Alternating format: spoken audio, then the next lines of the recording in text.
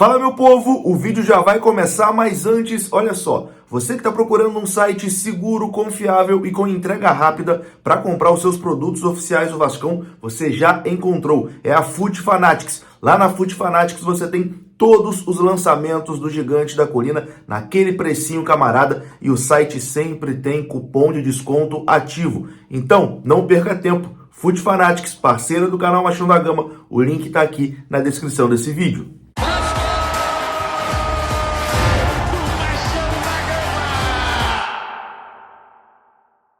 Bom, vamos começar aqui esse pós-jogo de Vasco 3, Inter Miami 0, partida que terminou agora há pouco com vitória do Vasco, vitória maiúscula, né? E o Vasco volta dos Estados Unidos com um saldo zerado, né?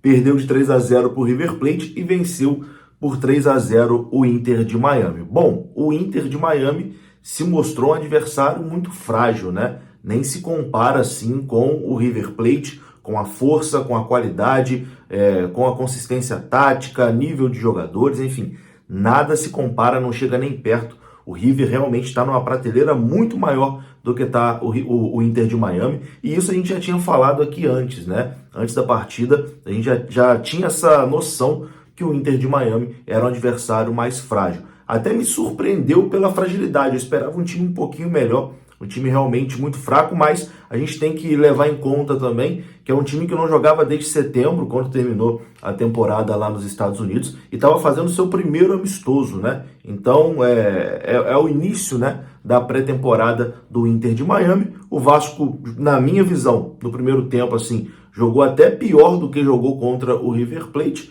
mas conseguiu a vitória hoje contra a equipe norte-americana. Anotei algumas coisas aqui para a gente conversar, né? Para debater, para dar aqui a minha opinião dessa vitória do Vasco. Eu acho que esses dois amistosos serviram para mostrar algumas deficiências, onde o Vasco precisa melhorar, onde talvez já tenha um caminho que está se mostrando interessante. Acho que esses dois jogos do Vasco nos Estados Unidos foram importantes para isso, né? Para ter essa ideia do que a gente precisa para 2023. Algumas coisas que já estavam meio que claras na cabeça do torcedor se mostrou nesses dois amistosos ainda mais claras, né? Como, por exemplo, o Vasco precisa contratar zagueiro. Hoje, mais uma vez, a zaga foi o ponto mais negativo, né, do Vasco. Até acho que o Léo Pelé fez hoje uma boa partida, assim como acho que ele foi bem também no jogo contra o River Plate, mas o Miranda hoje mal demais na partida. Não dá para o Vasco contar com o Miranda, com todo respeito ao Miranda, acho que ele tem muito a evoluir,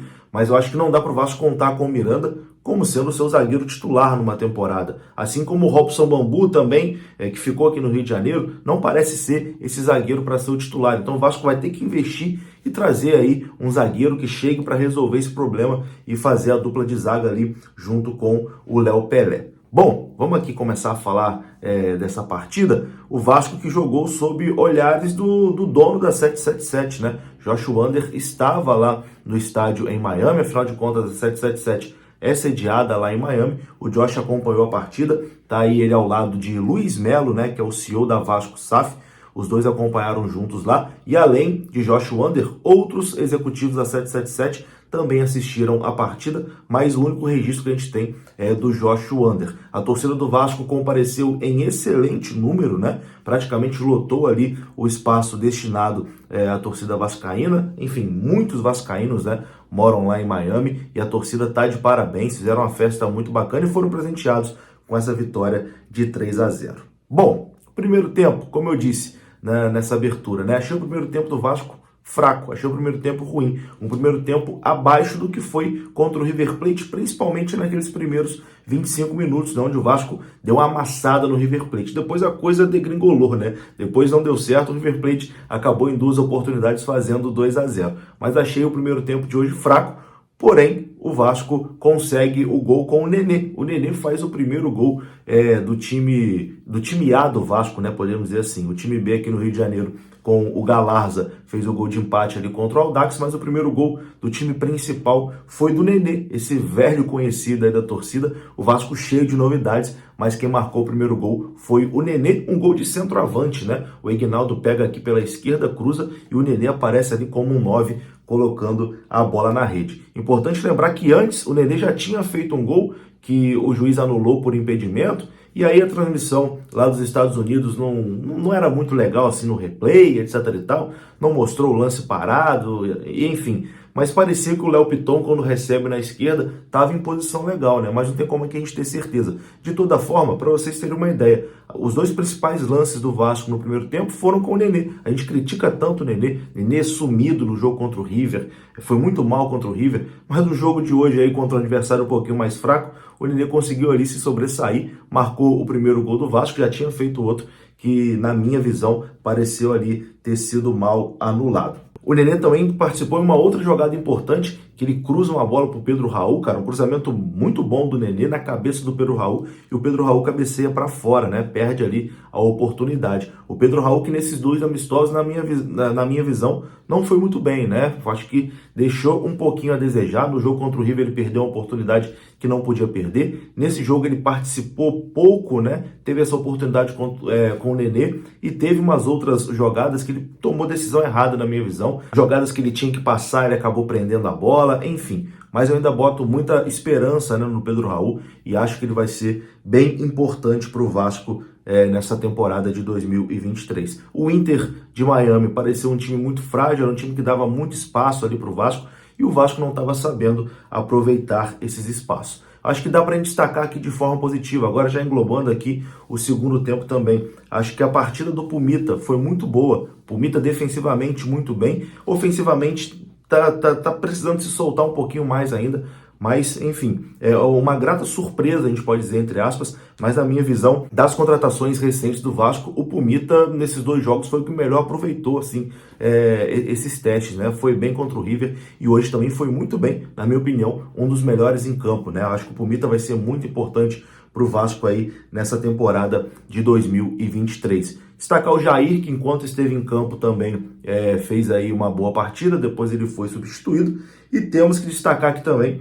o goleiro Ivan, muito bem, um dos melhores jogadores do Vasco hoje na partida, fez uma defesa sensacional ali, cara a cara, numa falha grotesca do Miranda, né? A bola fica ali pro jogador do Inter de Miami e o Ivan faz uma defesaça, né? Daquele tipo de defesa que a gente realmente espera do Ivan, que é um goleiro de seleção brasileira, uma defesaça. O Ivan, com certeza, um dos destaques também da partida do Vasco, né? Fez a sua estreia e estreou muito bem, com outras participações importantes também. Tomara que o Vasco realmente tenha resolvido esse problema do gol. Lembrando que o Léo Jardim é aguardado aí na próxima semana para disputar a vaga ali com o Ivan, né? O Vasco também contratando mais um goleiro. Mas uma excelente partida do Ivan também a gente tem que destacar. Bom, o segundo gol do Vasco foi marcado pelo Alex Teixeira, fazendo a sua estreia hoje na temporada.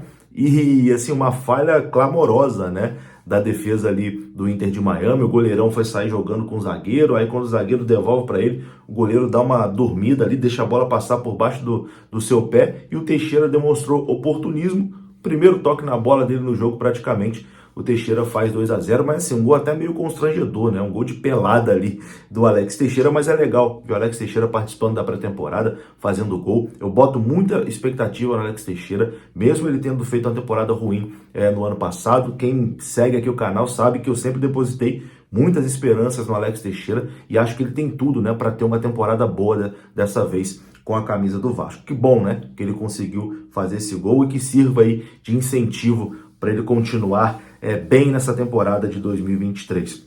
E depois o Vasco, aos 44 do segundo tempo, faz 3-0 ali com o Figueiredo, numa jogada ali pela esquerda, né? O Figueiredo recebe, chuta cruzado e faz 3-0, dando ponto final ali para a partida.